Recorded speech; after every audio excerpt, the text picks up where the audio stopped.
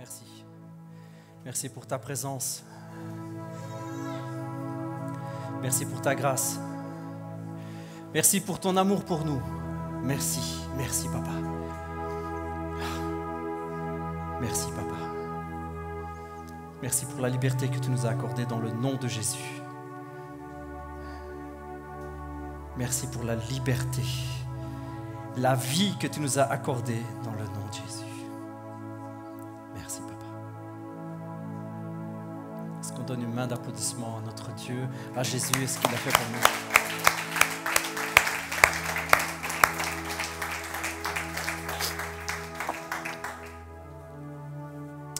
Bonjour tout le monde, j'espère que vous allez bien. Nous allons continuer notre série, là où on en était arrivé, avec Hébreux 11, dans cette thématique où nous voyons ensemble les héros qui nous ont précédés, les héros de la foi, ceux qui ont accompli des choses marquantes, qui ont marqué leur génération, qui ont impacté le monde dans lequel ils étaient, qui ont tellement marqué leur temps qu'on en parle encore aujourd'hui. Vous avez remarqué ? On en parle encore aujourd'hui. Hébreux 11 nous parle de personnes qui ont vécu il y a des milliers d'années. Et on en parle encore. C'est encore aujourd'hui des témoins pour nous. Des points de repère. Nous n'avons qu'un modèle, Jésus. Mais nous avons beaucoup d'autres personnes qui nous encouragent, évidemment. Nous avons des points de repère, nous avons des encouragements que nous trouvons tout au long des récits de la Bible, des récits que nous trouvons dans l'Ancien Testament, dans le Nouveau Testament. Mais nous n'avons qu'un modèle, c'est Jésus. Yes, vous êtes d'accord avec moi? Et aujourd'hui, je voudrais vous parler de Enoch. On a quoi? À tout ce qu'était, on a un paragraphe sur Enoch. Il n'y a pas grand-chose à dire, en fait. En fait, si. On n'a pas beaucoup d'informations sur cet homme-là, et pourtant, c'est un héros de la foi. On a 3-4 lignes dans notre Bible qui nous parlent de Enoch. Vraiment à tout casser, 3-4 lignes, et puis on en parle un peu dans la Genèse. Et je voudrais avec vous voir deux pensées simples et qui sont pourtant, je pense, hyper importantes, vraiment, vraiment hyper importantes. On peut les afficher. La première pensée, c'est très simple et pourtant c'est fort. Prier Dieu ne veut pas dire connaître Dieu. J'ai pas d'amen, mais c'est pas grave, je continue. Religion ne veut pas dire relation. Bonne action ne veut pas dire vie transformée. L'extérieur ne fait pas, en fait. C'est pas ça qui compte. Et c'est pas parce qu'on prie Dieu, ou qu'on crie à Dieu, ou qu'on chante Dieu, qu'on loue Dieu, c'est pas pour ça qu'on a une relation avec lui, une relation vraiment personnelle et intime. Et nous allons voir que oui, il nous faut, et c'est vraiment important, il nous faut connaître Dieu. Il nous faut le rencontrer, faire une rencontre réelle, un cœur à cœur, un face à face avec lui. Parce que ce n'est qu'à ce moment-là que notre vie se transforme, que notre cœur se transforme et que notre esprit est renouvelé. Et c'est ce qui fait toute la différence. Et on peut voir ça dans la vie d'Enoch et de ses contemporains. Allez, Enoch, on en parle dans Genèse. Je vous lis rapidement. Voici le livret de l'histoire de la famille d'Adam. Quand Dieu créa les êtres humains, il les fit pour qu'ils soient ceux qui lui ressemblent. Il les créa hommes et femmes, il les bénit et leur donna le nom d'homme le jour où ils furent créés. Adam était à son image. Adam était âgé de 130 ans quand il eut un fils pour être celui qui lui ressemble, son image. Il lui donna le nom de Seth. Après cela, Adam vécut encore 800 ans et il eut d'autres enfants. Il mourut à l'âge de 930 ans. Quand Seth fut âgé de 105 ans, il eut pour fils Enoch. Ce n'est pas ce Enoch-ci dont on va parler, c'est un autre. Après cela, il vécut encore 807 ans et il eut d'autres enfants. Il mourut à l'âge de 912 ans. Quand Enoch fut âgé de 90 ans, il eut pour fils Kenan. Kenan, après avoir eu Kenan, il eut encore 815 années de vie. Il mourut à l'âge de 905 ans au total. Quand Kenan fut âgé de 70 ans, il eut pour fils Mahalaleel. Après cela, il vécut encore 840 ans et il eut d'autres enfants. Il mourut à l'âge de 910 ans au total. Quand Mahalaleel fut âgé de 65 ans, il eut pour fils Yéred. Après cela, Mahalaleel vécut encore 830 ans, il eut d'autres enfants. Il mourut à l'âge de 895 ans. Quand Yéred fut âgé de 162 ans, il eut pour fils Enoch. Voilà notre copain en question. Après cela, il vécut encore 800 ans et il eut d'autres enfants. Il mourut à l'âge de 962 ans au total. Quand Enoch fut âgé de 65 ans, il eut pour fils Mathusalem, qui a donné la fameuse expression, c'est de l'époque de Mathusalem, ça. C'est cette époque-là. Après cela, Enoch conduisit sa vie sous le regard de Dieu durant 300 ans. Il eut d'autres enfants, la durée totale de sa vie fut de 365 ans. Enoch vécut en communion avec Dieu, puis il disparut. Car Dieu le prit auprès de lui. Quand Mathusalem fut âgé de 187 ans, il eut pour fils Lémec. Après cela, il vécut encore 782 ans. Il eut d'autres enfants. Il mourut à l'âge de 969 ans, record inégalé à ce jour. Quand Lémec fut âgé de 182 ans, il eut un fils. Il l'appela Noé, c'est-à-dire consolation, en disant « Celui-ci nous consolera de notre travail et de la tâche pénible que nous impose ce sol que l'Éternel a maudit. » Après cela, Lémec vécut encore 595 ans, et il eut d'autres enfants. Il mourut à l'âge de 777 ans. Quand Noé fut âgé de 500 ans, il eut pour fils Sem, Cham et Japheth. Bon, ok, on est d'accord pour dire que c'était notre époque. Hein. Vous avez vu les compteurs avec lesquels ils sont partis? C'est un truc de fou. Hein. 960 ans, 930 ans, ça en fait, hein, ça en fait des années. Moi, j'ai déjà essayé de m'imaginer, si on remet ça dans la vie d'aujourd'hui, les fêtes de famille. Il faut louer des fameuses salles, hein. Ou alors les anniversaires, on peut rigoler un peu. Hein. Les anniversaires, imaginez le gâteau d'anniversaire, Happy birthday to you, attention, ça passe pas les portes, Happy birthday to you, avec 800 bougies. Je me suis imaginé la scène à l'heure actuelle. Alors papy, ça vous fait combien? 800 ans et toutes mes dents. Punaise, 800 ans, il va devoir souffler les 800 bougies. C'est un truc de fou, hein. C'était notre époque. Alors, vous savez, il y a des gens qui pensent que c'est imagé, c'est pas vraiment réel, etc. Moi, je ne suis pas un gars qui se casse trop la tête. Si c'est écrit, c'est que c'est vrai. C'était une autre époque. Hein. C'était vraiment une autre époque. Alors, il y en a qui disent oui, mais alors c'est parce que l'air était plus pur, la nourriture était plus pure. Bon, le corps humain n'a pas été créé pour mourir. Ça, c'est une vérité. La mort est venue après la création. Alors que l'homme et la femme ont fait le mauvais choix, la Bible nous dit que la mort est entrée dans le monde. Donc la mort n'était pas prévue au départ. Donc je pense que notre machine corps, là, la machine-là, elle est prévue pour se régénérer toute seule et pour fonctionner super bien. Et je pense qu'elle pouvait tenir éternellement. Et c'est parce que la mort est rentrée que petit à petit, l'homme a décliné, entre guillemets, et la femme aussi. Et on a perdu ce corps qui était en super état. Et oui, peut-être que la nature de l'époque a joué quelque chose, peut-être. Oui, l'eau était plus pure, l'air était plus pur et les fruits étaient meilleurs, certainement. Ils ne pouvaient pas être pires que maintenant, de toute façon. Donc certainement, ça devait être meilleur. Mais quoi qu'il en soit, il y en a qui pensent que ce n'est pas vrai. Il y a des gars comme moi, tout simples, qui se disent bah, si c'est écrit, ils sont morts à 900 et des ans. Ouais. Mais c'était une autre époque. C'était vraiment une autre époque. Ils ont vécu des années de dingue. Et même si c'était notre époque, même s'ils vivaient des centaines d'années, voyez-vous, il y a quelque chose qui, depuis le début, est là et est encore là encore aujourd'hui. Le cœur de l'homme n'est pas fort différent, vous savez.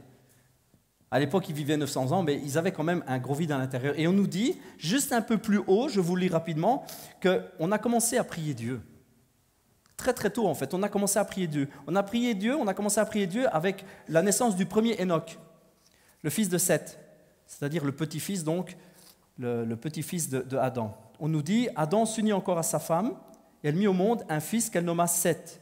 C'est après le décès de Abel, l'assassinat d'Abel et le départ de Caïn, l'exil de Caïn. Car, dit-elle, Dieu m'a suscité une autre descendance pour remplacer Abel que Caïn a tué.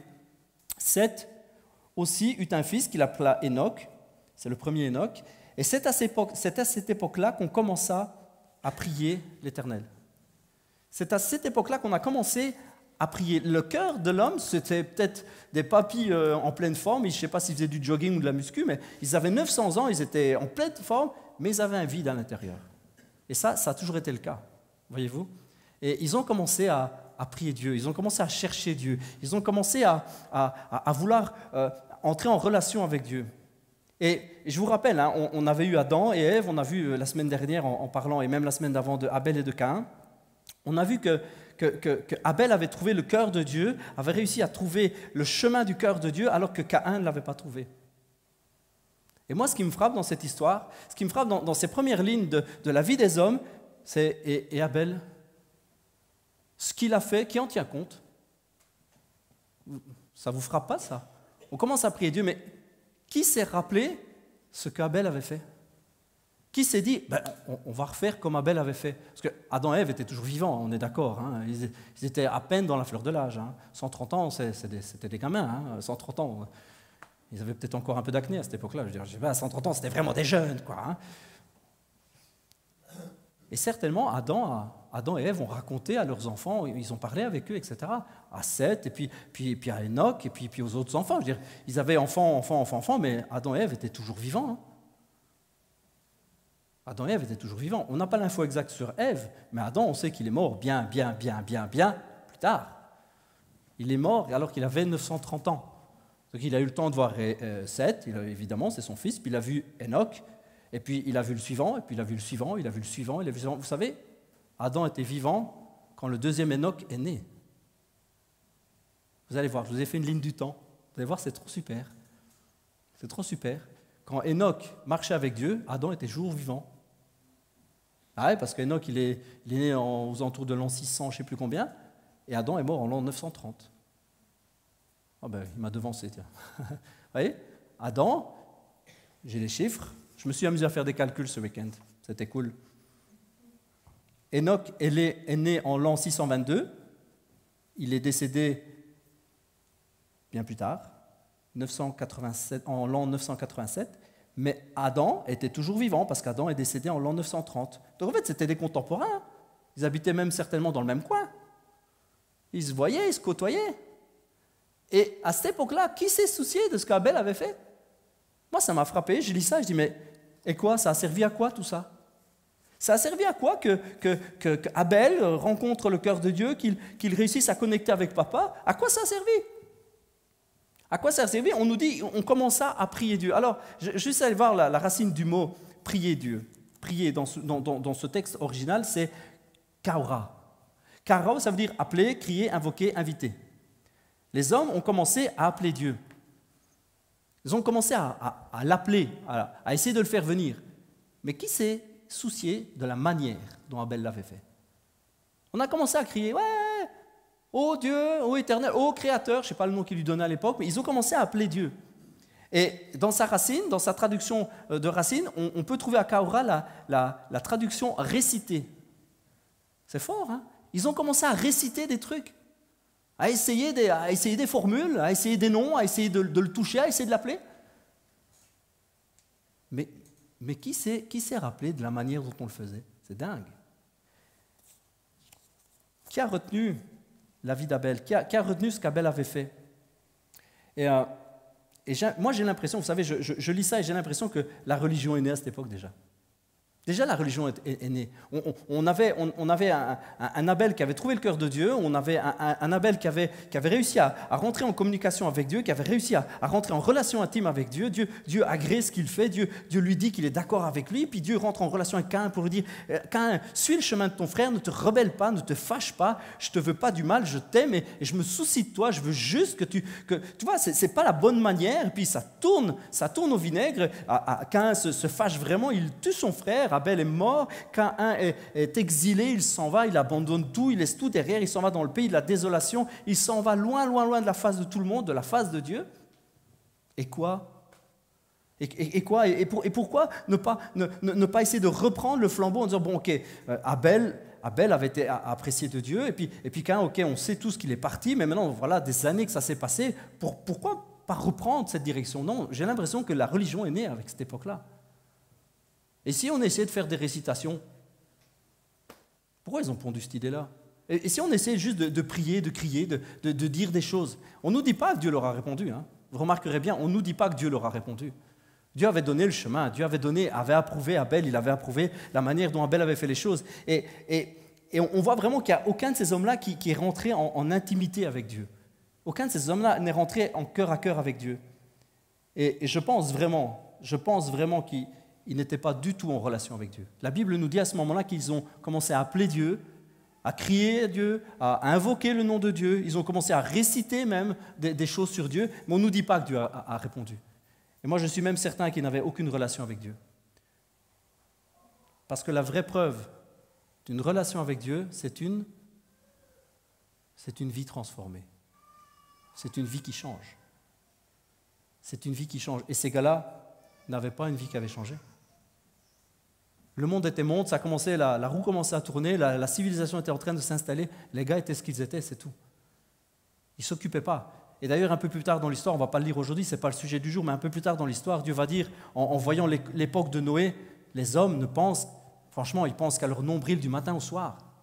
Ils pensent qu'à eux, ils font des choses mauvaises, ils se font du mal les uns les autres. Ils ne pensent qu'à eux, ils ne pensent pas à moi. Et c'était cette fameuse époque où on commençait à prier Dieu. Les hommes prient Dieu, mais leur cœur est loin de lui. Ils n'ont pas de relation avec Dieu. Et on nous parle de cette époque-là et on nous dit que ces gens commencent à appeler Dieu, mais ne connaissent pas Dieu. Jésus va dire quelque chose d'assez fort. On peut l'afficher. C'est dans Matthieu 7. Jésus va dire quelque chose de vraiment très, très, très fort. Au jour du jugement, je vous lis Matthieu 7, verset 22. Au jour du jugement, nombreux sont ceux qui me diront « Seigneur, Seigneur, nous avons prophétisé en ton nom, nous avons chassé des démons en ton nom, nous avons fait beaucoup de miracles en ton nom. » Ouais, on est des bons alors, on est des bons. Et puis Jésus, qu'est-ce qu'il leur dit? « Je vous ai jamais connus. Je vous ai jamais connus. » On peut connaître des choses sur Dieu. On peut connaître des récits sur Dieu, on peut connaître sa Bible, on peut connaître 8 millions de versets, on peut être celui ou celle qui sort les versets, vous savez, le verset qui tue au bon moment. Dès que quelqu'un fait un truc, il dit « Ah, mais tu sais, il est écrit quand même. Hein. » Et puis la Bible dit, et puis il y a un verset, puis un commandement qui dit ici, « Ouais, c'est bien. » On peut connaître 8000 choses sur Dieu et ne pas connaître Dieu. Vous voyez ce que je veux dire? Vous me suivez là-dessus? On peut connaître la Bible par cœur et ne pas connaître Dieu.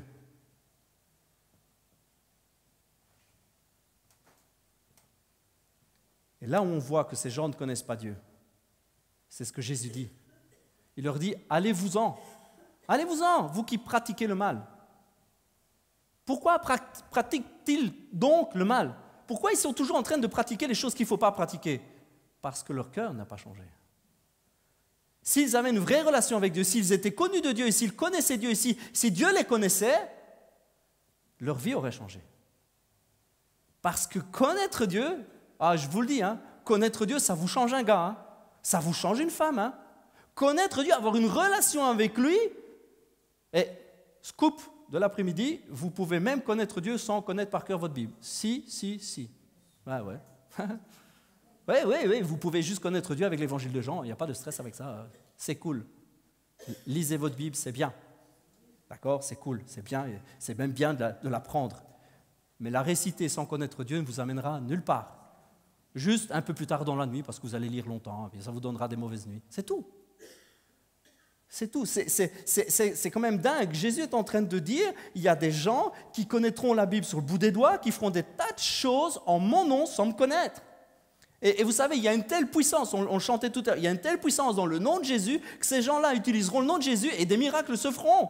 C'est dingue, hein? Ça dépasse un petit peu notre façon de comprendre la chose, n'est-ce pas? Moi, parfois, ça m'a un peu perturbé, cette compréhension. Je me dis, mais comment ça se fait que... Et puis, en fait, il y a un moment où on comprend que la puissance est dans le nom de Jésus. Et si vous dites à la maladie, dégage, au nom de Jésus, va-t'en, tu n'as pas d'autorité, la maladie, elle entend le nom de Jésus, elle sait qu'elle doit quitter, elle doit partir. Même si le gars, il n'est pas connu de Dieu. Et même si la personne-là ne connaît pas Dieu, peu importe. Parce qu'il y a une puissance, une autorité dans le nom de Jésus. Et Jésus va dire cela. Et on retrouve vraiment cette idée dans les gens de l'époque. Ils commencent à crier à Dieu, ils commencent à prier. Et en fait, leur vie n'est pas transformée. Ce qui prouve qu'ils n'ont pas de relation avec Dieu. Et comprenez-moi bien, je ne suis pas en train de dire, Jésus n'est pas en train de dire à ce moment-là que si on a fait une petite erreur, on est foutu. Ce n'est pas ça qu'il est en train de dire. Il n'est pas dit, vous pratiquez le mal. Sous-entendu, ça vous arrive de faire des bêtises ou de mentir ou de dire quelque chose ou d'avoir une mauvaise pensée. Je ne vous connais pas alors. Ce n'est pas ça que Jésus est en train de dire. Comprenez-moi bien. Et comprenez bien, c'est pas ça. Jésus n'est pas en train de dire, si on fait des erreurs, ça veut dire qu'on ne le connaît pas. Ce n'est pas ça. Il est vraiment en train de dire, c'est des gens avec qui il n'a aucune relation. Ces gens, on a même l'impression dans ce que Jésus dit que ces gens ne cherchent même pas à le connaître ou à le rencontrer. C'est un truc de ouf, quoi. Ils essayent même pas, ils n'ont même pas à cœur de dire, j'aimerais te connaître, toi personnellement. J'aimerais te rencontrer, toi personnellement. C'est vrai, je prie, je fais des choses et en ton nom, il y a des choses qui se passent, mais tu sais, j'aimerais prendre du temps avec toi. Et ces gens-là, apparemment, n'ont absolument aucune idée de ce que c'est de passer du temps avec Jésus. Ils connaissent peut-être plein de choses sur Dieu, mais ne connaissent pas Dieu. Jésus dit qu'ils pratiquent le mal, pas qu'ils font des erreurs Pas même qu'il leur arrive de faire des bêtises. Non, ils pratiquent le mal. Et le mot pratiquer, parce que je suis allé voir ce que vous voulez dire vraiment pratiquer, parce que je me dis, est-ce que c'est juste, il nous arrive de fauter ou de faire une erreur? Non, pratiquer, dans son sens, dans le grec, c'est ergazomai, qui veut dire travailler, commercer, exploiter, exercer, remplir les fonctions de. Comprenez l'idée, hein? Ce n'est pas juste, j'ai fait une boulette. Les gars, c'est leur pain quotidien. C'est leur job du matin au soir. Ils exploitent ça, ils travaillent dans ça, ils ont la fonction de... Le terme est très fort, le terme utilisé là est très lourd. Jésus est en train de dire c'est leur vie. Hein. C'est leur vie, les gars ne se soucient pas de moi. C'est leur vie. Pratiquer le mal, c'est leur vie. Ils ne me connaissent pas, je ne les connais pas, ils utilisent mon nom. Alors des miracles se passent, tant mieux pour ceux qui sont guéris après tout. Hein. Paul, il dit ça, que tout ce qu'il faut, c'est que Jésus soit prêché. Encore que même les gens qui le prêcheraient, ils le prêchent avec une envie d'être connu, d'être élevé ou recevoir des choses. Peu importe. Jésus est prêché. La croix est prêchée. C'est ce que Paul dit. Après tout, ceux qui reçoivent et qui se donnent sincèrement, c'est tout ce qui compte, non? Les gens, ils reçoivent un message, même si le gars, il le donne avec un mauvais motif, même si le gars, il le donne parce qu'il a envie d'être, vous savez, quelqu'un avec... Allez, à tout péter, il y a quoi? 60 cm plus haut que les autres. Waouh, c'est génial, je suis 60 cm plus haut que les autres. Wouh, je suis le meilleur. Même si moi, je le fais pour ça. Mais si vous, ça vous touche et que vous vous rapprochez de Jésus, tant mieux. Tant mieux pour vous, tant pis pour moi. Vous êtes d'accord? Après tout. Christ est prêché, Jésus est prêché. C'est ce qui compte. Et on a l'impression que là, ces gens-là, c'est exactement ce qu'ils font. Ils ont une vie qui est remplie, ils exercent une vie, ils suivent, ils exploitent même le mal. Ils sont dedans. Et nos amis centenaires de la Genèse, moi j'ai parfois l'impression que c'est un petit peu le même truc.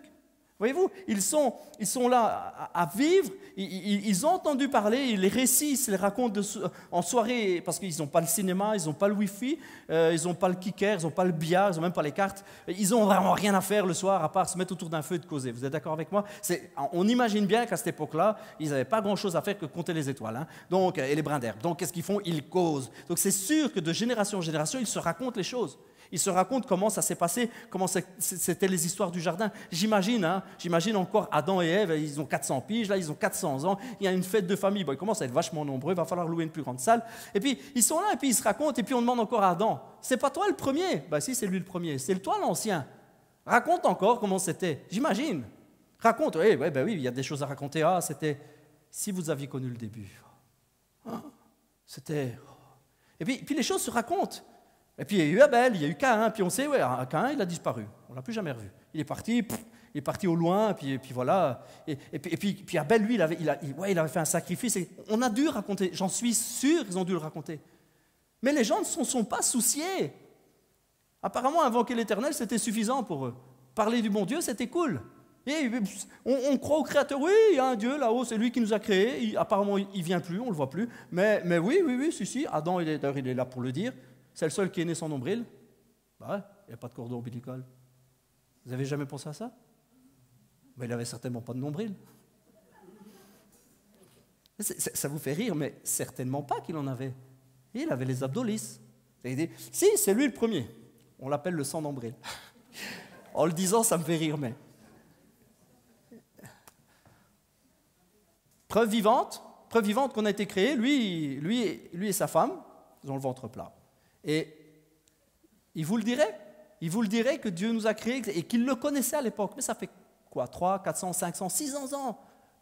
Ça fait tellement longtemps. On a vu tellement de fois passer l'été et l'hiver. Waouh, 600, 700, 800 ans. Prier Dieu ne nous donne pas de connaître Dieu. Ce n'est pas parce qu'on prie Dieu, ce n'est pas parce qu'on chante Dieu, ce n'est pas parce qu'on est ici debout qu'on fait ouais, Dieu. Ce n'est pas ça qui nous fait connaître Dieu. Il ne nous faut pas connaître des choses sur Dieu, les amis. Il nous faut connaître Dieu lui-même. On ne doit pas dire « je veux les bénédictions de Dieu ». Oui, c'est bien de vouloir les bénédictions de Dieu, mais c'est surtout important de le vouloir lui. C'est bien de chercher la puissance du Saint-Esprit. Je veux des paroles de connaissance. Oui, je les veux, moi aussi. Je veux voir des images, je veux ressentir les choses, je veux des guérisons. Je parle en langue, j'entends. Oui, mais vous savez ce que je veux plus que tout? C'est le Saint-Esprit lui-même. Sa présence dans ma vie. Avant de vouloir ressentir des frissons, d'avoir de la puissance et de chasser des démons, avant tout, je le veux lui. Parce qu'il est l'esprit même de la vie. Il Il est l'Esprit de Dieu. La Bible nous dit que Dieu dans toute sa profondeur, l'Esprit sonde les profondeurs du cœur de Dieu. Wow. Alors, vous savez, quand je lis que le Saint-Esprit, ce Saint-Esprit-là, peut venir habiter en moi, avec moi, je le veux. Je te veux, toi. Avant de vouloir les bénédictions de Dieu, il faut vouloir celui qui bénit, celui qui est auteur de la vie, celui qui peut tout, celui qui nous suffit. Vous savez, si on avait une vraie révélation de l'amour profond de Dieu, de l'immensité, de l'infini de sa grâce, si nous pouvions vraiment voir qui il est, juste le voir lui, ce serait assez pour toute l'éternité. On n'aurait rien besoin d'autre, les amis. Rien que le voir et le recevoir lui, on serait tellement baigné de sa présence et tellement ébloui par ce qu'il est. Oui, nos amis centenaires, apparemment, là, les premiers hommes, les premières femmes ne se sont pas souciés vraiment de connaître Dieu. Et j'en viens à mon deuxième point. Oui, c'est vrai, prier, chanter, même faire des bonnes actions ne veut pas dire qu'on connaît vraiment Dieu, ne veut pas dire qu'on est transformé à l'intérieur. Et on en vient à notre ami Enoch. Enoch, il est né vers l'an 622. S'il n'y a pas d'erreur, voilà, il est né vers l'an 622. Adam était encore bien jeune. Hein. Il est mort à 930. Donc, à cette époque-là, il avait encore 300 ans, plus ou moins 300 ans devant lui. Il avait de quoi faire encore. Hein. Il pouvait encore profiter de la vie. Et tous les autres copains, ils étaient vivants. Tous. Hein. Regardez, ils sont tous vivants. À la naissance d'Enoch, ils sont tous vivants. Et puis on nous dit que Enoch va avoir un enfant à l'âge de 65 ans. Adam et les copains, ils sont toujours vivants. Et il va se mettre à marcher avec Dieu à partir de ce moment-là. Et alors qu'il commence à marcher avec Dieu, je vous le redis encore une fois, tous les copains, ils sont encore vivants. Hein. Aux réunions de famille, ils sont là. Hein. Ils sont tous vivants. Et Enoch va avoir d'autres enfants. Il ne va pas vivre ermite dans un coin, c'est ça que ça veut dire. Il a d'autres enfants, ça veut dire qu'il a encore une femme, et qu'il voit encore sa femme, et puis il mange, et puis il a des champs, et puis il vit sa vie, mais avec Dieu. Le seul gars de la bande qui s'est dit, ce qui compte, c'est d'avoir une relation avec Dieu. C'est de le connaître et de marcher avec lui. Vous savez, on ne marche pas avec des inconnus. On marche avec des gens qu'on connaît. On marche en compagnie des gens qu'on connaît. Et quand bien même on ne les connaît pas beaucoup, à force de marcher avec eux, on va les connaître de plus en plus. C'est ça l'idée. On va marcher avec lui, on va apprendre à le connaître et on va partager le même chemin. Et pour les 300 années qui vont suivre, Enoch va marcher avec Dieu. Et ils sont tous vivants. Un petit peu avant le départ d'Enoch, Adam va mourir. Je trouve ça très symbolique. Très symbolique. Le premier homme meurt. Le premier qui avait toute la connaissance vraiment de qui était Dieu, d'où il venait. Monsieur sans nombril, vous vous rappelez? Il est mort avant qu'Enoch disparaisse. Comme si Dieu lui avait laissé tout le temps. Comme si vraiment tout le monde avait eu tout le temps de voir Enoch et de voir la vie d'Enoch transformée et changer. Parce qu'Enoch n'était plus le même. Presque 300 ans. Et puis Adam est décédé. Adam est décédé. De ce que nous on connaît de la Bible, c'est le premier personnage de la Bible qui est mort d'une mort naturelle, qui n'a pas été assassiné, parce qu'Abel étant le premier qui a été tué. Mais de ce qu'on sait, c'est le premier qui est mort. Adam. La première personne, ça y est, elle est partie, elle a quitté la terre.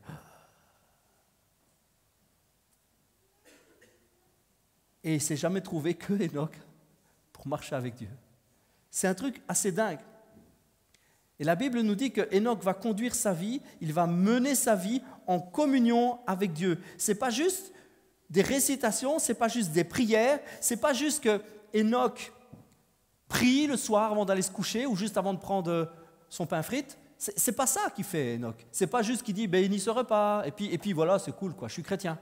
Non, il a une relation avec Dieu, vous comprenez ce que je dis? Il marche en communion avec Dieu. Et le mot qui est utilisé dans le texte original pour dire que Dieu a pris Enoch, c'est un mot super intense. Ça se dit lauka, qui veut dire prendre, recevoir, mais la suite est vraiment géniale. Apporter, enlever, saisir, acquérir, acheter, apporter, épouser, prendre en épouse, amener au loin. C'est méga intense. La Bible est en train de nous dire que l'intimité entre Enoch et Dieu était tellement intense, ils étaient tellement proches que Dieu l'a pris pour être avec lui. Ce n'est pas juste que Enoch est mort dans un coin et que, oh, tiens, personne ne s'en est rendu compte. Non, Dieu a vraiment pris Enoch comme on prend sa femme. Et ils se sont, ça dépasse un peu ce qu'on peut imaginer. Hein. Ça fait penser à Jésus et l'Église, que Jésus dit que l'Église, c'est son épouse. Ça fait penser un petit peu à ça. Mais on retrouve vraiment cette idée où c'est une vraie intimité, une vraie relation. C'est un vrai cœur à cœur. Et ce n'est pas juste que tiens, Enoch est mort. Non, Dieu l'a pris vraiment. Il l'a pris avec lui. Il l'a pris avec lui parce que vraiment, ils avaient un cœur à cœur, un face à face.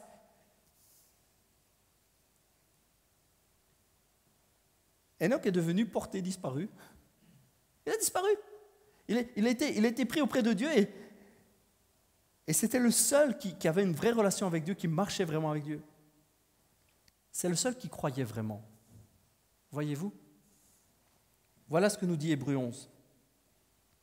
Que c'est par la foi en fait qu'Enoch a été enlevé. C'est par la foi. Et l'Écriture continue en disant, sans la foi, il est impossible d'être agréable à Dieu. Celui qui s'approche de Dieu doit croire qu'il existe et qu'il récompense ceux qui le cherchent. On pourrait croire que le verset 6, il est affiché. Oui, ok, vous l'avez. Le verset 6, on pourrait croire que le verset 6 ne fait pas partie du bloc Enoch. Hein? On pourrait croire que oui, c'est d'une manière générale, tiens, c'est l'occasion de vous le dire, je fais une petite parenthèse, sans la foi, il est impossible de plaire à Dieu, et donc il faut savoir que quand on croit en Dieu, quand on s'approche de Dieu, il faut croire qu'il existe, hein, et qu'on sait que Dieu aime celui qui le cherche. Je ferme ma parenthèse, je continue mes héros de la foi. Non, ça fait partie de la vie d'Enoch, ça. Comprenez, ça fait vraiment partie de la vie d'Enoch. Voilà ce qu'Enoch avait trouvé. Chercher Dieu. Chercher à connaître Dieu. Croire réellement qu'il existe. Croire en Dieu, ce n'est pas prier ou réciter ou avoir une religion qui porte le nom Dieu sur sa porte. Ça n'a rien à voir. Croire en Dieu, c'est vraiment avoir une relation avec lui, c'est chercher à le connaître. Voilà ce qu'il avait découvert, Enoch. Enoch avait découvert, et on dit de sa vie, celui qui a écrit la lettre aux Hébreux, alors qu'il est inspiré par le Saint-Esprit, va dire, et vous savez, ce que la vie d'Enoch nous apprend, c'est que si on cherche Dieu, si on s'approche de lui, on est récompensé, c'est-à-dire qu'on est favorable à Dieu, que Dieu aime ça, Dieu attend ça. Il attend qu'on le cherche, il n'attend pas qu'on ait une simple religion, il n'attend pas qu'on ait une simple croyance. Dieu vraiment attend qu'on le cherche, qu'on essaye de le connaître, sous-entendu, et c'est ce qu'Enoch a fait, et c'est pour ça qu'il a été agréable à Dieu, et c'est pour ça que Dieu l'a pris avec lui. Comprenez? Enoch était un gars, selon Hébreux 11, qui cherchait Dieu. Ce n'était pas juste une croyance, une religion, non. Il avait une vraie relation parce que son cœur était à la recherche de Dieu. Il cherchait Dieu, il cherchait à le connaître, il cherchait à avoir une relation avec lui. Et ça, c'est agréable à Dieu. C'est agréable à Dieu, ça veut dire que c'est ce que Dieu veut, non? Vous me permettez de faire ce retournement. Si c'est agréable à Dieu, c'est que ça fait son plaisir. Si ça fait son plaisir, c'est ce qu'il veut. Vous me suivez quand même? Ok. Donc je peux dire que ce que Dieu veut, c'est qu'on le cherche, qu'on ait une relation avec lui. Donc je peux dire que ce qui lui fait plaisir, ce qu'il attend de nous, c'est qu'on ait une vraie relation avec lui. On n'a pas besoin de porter une étiquette. On n'a pas besoin de chercher à avoir une étiquette de religion. On doit même se débarrasser de ça, parce qu'en fait, à la limite, ça nous bloque. Ce que Dieu veut, ce n'est pas une relation à travers des dogmes, des règles. Et je ne parle d'aucune religion en particulier, vous savez, je parle de l'esprit religieux. Je vise aucune religion, je vous dis ça, j'y pense, parce qu'il ne faudrait pas que vous croyiez que je parle d'une religion particulière, je parle de toutes les religions. Vous savez, la religion, c'est l'ensemble des choses qui dictent la conduite entre l'homme et le divin à travers toutes les règles. Ça, c'est la définition du Larousse. Le Larousse dit, c'est ça la religion. C'est l'ensemble des règles et des lois et des bazars qui règlent et qui régulent ou qui nous donnent comment nous comporter envers le divin. Voilà, ça c'est la religion. Je vise aucune religion, c'est la manière, l'esprit religieux qui fait qu'au lieu d'avoir une relation avec Dieu, on essaye de suivre des règles qui sont censées lui plaire. Comprenez que ça n'a rien à voir avec ce que Enoch a vécu. Comprenez que ça n'a rien à voir avec ce que Dieu veut, ce qui lui fait plaisir et ce qu'il attend de nous. Il attend qu'on cherche son cœur. Il n'attend pas qu'on pratique des choses qui, semblerait-il, lui font plaisir. Ce qui lui fait plaisir, c'est nous. C'est nous connaître, c'est qu'on le connaisse, c'est ça qui lui fait plaisir. Voilà ce que la vie d'Enoch nous dit. Voilà ce qui était extraordinaire à apprendre de la vie d'Enoch. On a 4 lignes sur sa vie, on a 4 versets et pourtant c'est extraordinaire. Ce que Enoch nous dit encore aujourd'hui, comme héros de la foi qui a marqué son temps, tellement marqué son temps que des milliers d'années après on en parle encore, c'est que, les amis, ne pensez pas que c'est à travers des prières et des récitations, à travers n'importe quelle religion. C'est pas ça que Dieu attend, il n'attend pas qu'on soit là à regarder à des petites règles. Ce qu'il attend, c'est notre cœur. Les amis, j'ai fait ça pendant 300 ans et il m'a appris comment prendre sa femme. Il m'a tiré à lui, il m'a pris avec lui pour que je sois dans son intimité là-haut. C'est un truc de dingue. Ça, c'est ce que Enoch a vécu au milieu d'une génération qui n'en avait rien à secouer. Ils n'en avaient rien à secouer. Excusez-moi de vous le dire comme ça aussi plat. Hein. Parce que juste un petit peu après, on peut afficher la ligne du temps s'il vous plaît. Juste après, on arrive à Noé. Hein. Je vous l'ai mis exprès Noé. C'est une paire d'années pour eux. C'est comme si nous on disait 5 ans après, hein, vu les années d'âge, enfin, vu la longueur de vie qu'ils avaient. Parler de 200 ans après, c'est le jour d'après. Hein, c'est comme si nous on disait l'année prochaine. Hein, à notre échelle, vous comprenez ce que je veux dire? À notre échelle, c'est juste après. Et une paire d'années après, il y a Noé qui arrive. Hein. Il y a Noé, qu'est-ce qui se passe? Tout le monde meurt. Hein. Il faut prendre conscience de ça. Ces gens, apparemment, n'en avaient rien à faire. On invoque Dieu, nous c'est bon. Et vous faites comment vous? Ah, nous on fait ainsi. Ok. Et vous faites comment vous? Ah, nous on fait ainsi. Oh, cool. Chacun son truc. Je respecte tout le monde. Je respecte tout le monde. Je respecte la vie des gens, je respecte le fait que des gens croient ou adhèrent à une religion ou une autre. Je les respecte, je respecte leur avis. Mais ce que je sais, sans vouloir choquer personne et sans vouloir blesser les uns ou les autres, ce que je sais, et j'en suis sûr, c'est que ce n'est pas ça que Dieu attend. Ça, il faut que vous le saisissiez dans votre vie. Il faut que vous le saisissiez pour vous comme une réalité. Ça ne veut pas dire qu'on va commencer à se moquer des autres ou à blâmer les autres ou à condamner les autres. On n'a pas le droit de faire ça. Nous sommes appelés à aimer, respecter. C'est ton avis, c'est ton avis. Je t'aime. Bien sûr que je t'aime. Ça va rien changer. Notre relation ne va même pas changer. Dieu t'aime. Je n'aurai pas le droit de ne pas t'aimer. Puis son amour est en moi. Donc je t'aime. Tu fais ça, ça, ça. Écoute, c'est cool. Fais-le. Mais je sais une chose. C'est que Dieu me veut moi. Il ne veut pas mes bonnes actions. Il ne veut pas mes actes. Il ne veut pas mon obéissance à ceci, cela. Il me veut moi. Il veut mon cœur. Et ça, c'est la vie d'Enoch. Enoch n'était pas un religieux. Il n'a pas fait comme ses pères. Ils étaient tous vivants, c'était tous des pseudo-croyants, mais Enoch était différent. Voilà ce que nous va nous dire Paul. Je vais terminer avec 2 derniers passages.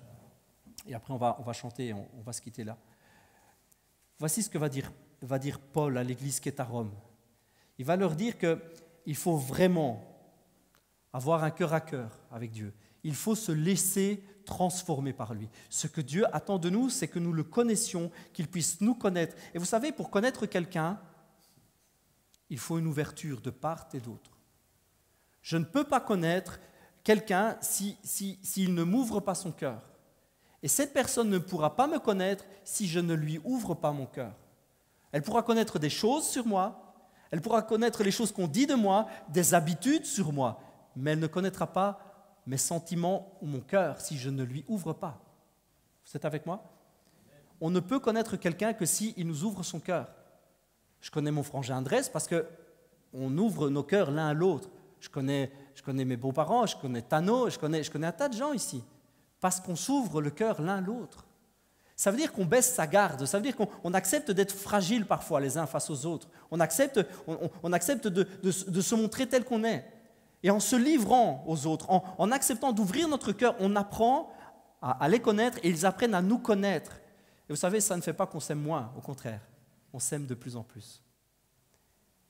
Et Paul va dire ceci, au lieu de regarder au monde actuel, au lieu de se laisser modeler par l'esprit du monde, c'est-à-dire quand je parle de l'esprit du monde, n'allez pas chercher une théologie bizarre là-dessus, c'est la façon de penser, la mentalité du monde. Et quand on dit le monde, en parlant du monde actuel, c'est simplement la terre, le monde qui nous entoure. N'allez pas chercher autre chose que ça. Paul est juste en train de dire, au lieu de vous laisser, je vais mettre un autre mot là-dessus, modeler par la société, okay, le mot il va bien là, Au lieu de vous laisser imprégner par la mentalité de la société qui vous entoure, soyez donc renouvelés dans votre pensée. Soyez complètement renouvelés par Dieu. Soyez transformés. Laissez-le vous transformer par le renouvellement de votre pensée pour pouvoir discerner justement ce qui est bon, ce qui lui plaît et ce qui est parfait. Comprenez que c'est au moment où on se laisse transformer par lui qu'on se rend compte que c'est bon, que c'est ce qu'il aime, c'est ce qu'il recherche. Alors qu'on avance, alors qu'on ouvre son cœur, alors qu'il nous renouvelle, eh bien on apprend. On apprend tout en allant avec lui que, ok, c'est ça que tu aimes, papa. Tu aimes à me connaître moi. Et tu aimes à te faire connaître à moi. Waouh, c'est extra, papa.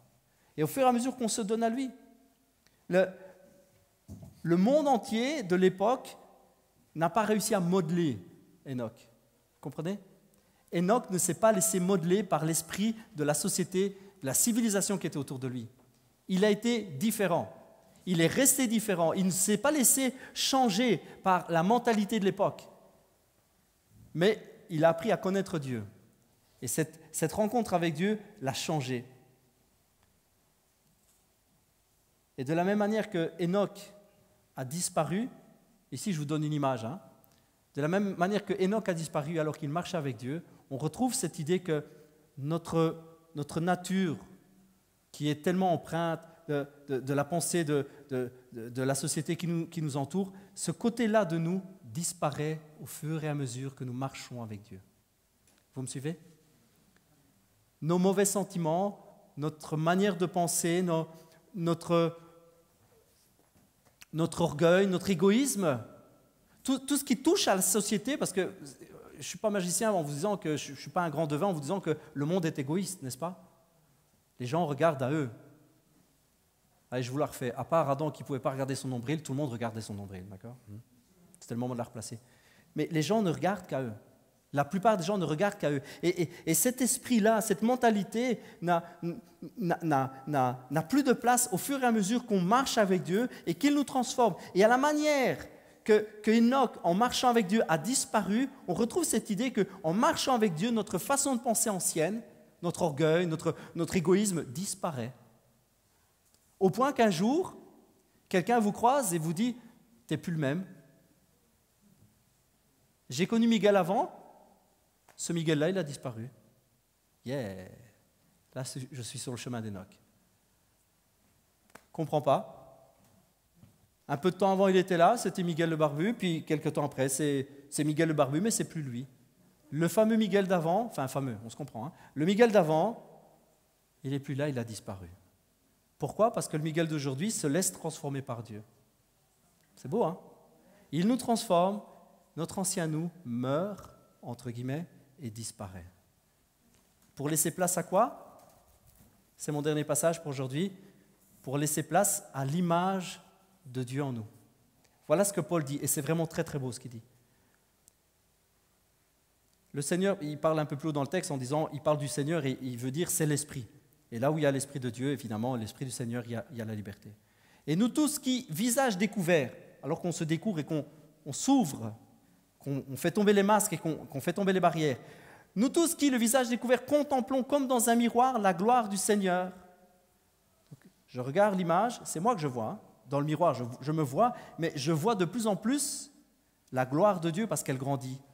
Pourquoi? Parce que nous sommes transformés en son image, dans une gloire dont l'éclat ne cesse de grandir. Et c'est là l'œuvre du Seigneur, c'est-à-dire, comme il le dit plus haut, l'œuvre de l'Esprit. Waouh! Paul est en train de dire, quand je me regarde, je me vois disparaître, mais je vois apparaître Jésus. Je vois apparaître sa gloire. Il dit, c'est ça les amis, c'est ça l'œuvre de la rencontre avec Dieu. Alors qu'on le rencontre, qu'on a un face-à-face avec lui, alors qu'on a un cœur à cœur, alors qu'on fait tomber les masques, visage découvert, alors que je me livre à lui, je me laisse changer par lui, alors que je lui fais confiance, alors que je ne me cache pas derrière mes pensées, je me livre à lui, et au fur et à mesure que je me livre à lui, je vois sa gloire. Je vois sa gloire en moi qui grandit, et ça ne cesse de grandir. Ça ne cesse de grandir. Et c'est quoi? C'est l'œuvre du Saint-Esprit. Je suis transformé par lui. Et Paul, il dit, mais c'est extraordinaire, les amis.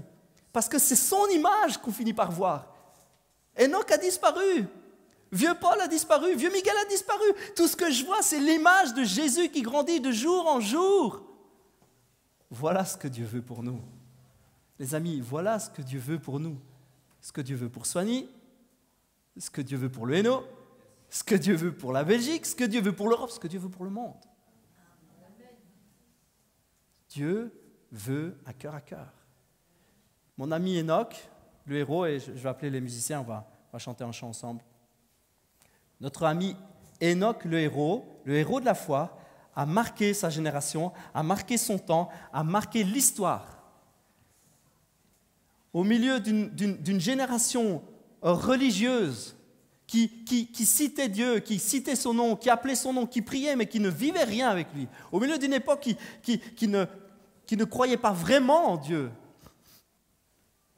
qui n'avait pas de relation intime avec Dieu. Au milieu de cette génération-là, Enoch, le héros, s'est tenu debout parce qu'il avait un esprit différent, il avait une mentalité différente, il cherchait Dieu. Et alors qu'il a appris à connaître Dieu, transformé par lui, il y a un moment, les gens de cette époque-là n'ont plus trouvé Enoch.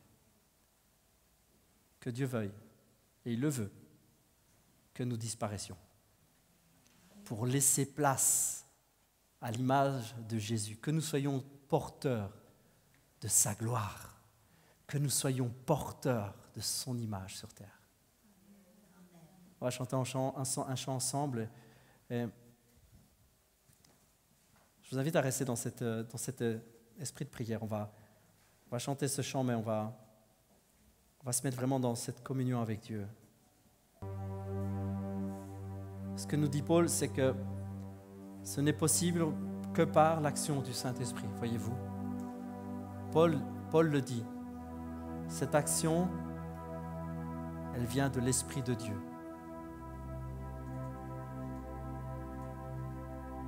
Saint-Esprit, viens nous changer, viens nous transformer.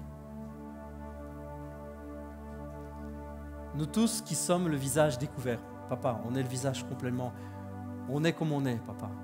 On ne se cache pas, on ne se camoufle pas, on n'essaye pas de faire croire qu'on est quelqu'un d'autre. Papa, je suis là devant toi, nous sommes tous là ici devant toi ici, cet après-midi. Notre volonté, ce n'est pas de nous faire passer pour quelqu'un d'autre, bien au contraire, c'est de nous montrer tels que nous sommes. Papa, nous sommes là. Ce que nous voulons, ce n'est pas porter une religion, porter un nom en hic ou en isme. On ne veut pas simplement une croyance, on veut une relation avec toi. Saint-Esprit, on veut vivre quelque chose avec toi. Nous sommes là, le visage découvert, et nous voulons voir dans le miroir, nous voulons voir ta gloire qui grandit. Saint-Esprit, viens changer nos cœurs. Ah, dites-le à Dieu, dites-le avec vos mots, dites-lui, viens me changer. Demandez au Saint-Esprit de vous changer.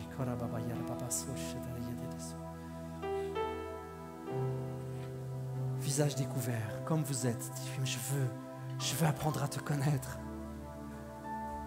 Saint-Esprit, je veux marcher avec toi. Je veux marcher avec toi jour après jour.